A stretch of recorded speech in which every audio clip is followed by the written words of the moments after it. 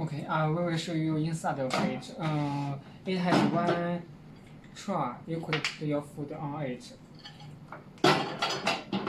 And the cavity is large, but the stainless steel is also available. Yes, plug for UK, but US plug and European plug are available. Okay, now we will plug it in and show you the functions.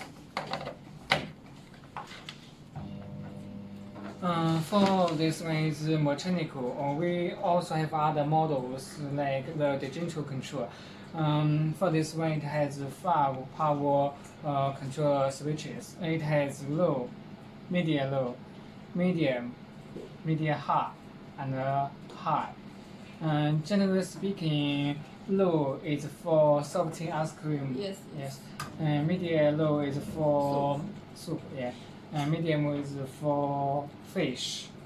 Medium high is for rice, meat, and chicken. High is for milk. Yes, vegetable. Vegetables and Yes. beverage, milk and boiled water. And below is for defrost timer. The max timer for 35 minutes, but you could choose the time according to your requirements. Okay, that's all. Thanks for your watching. Thanks for your watching. Bye.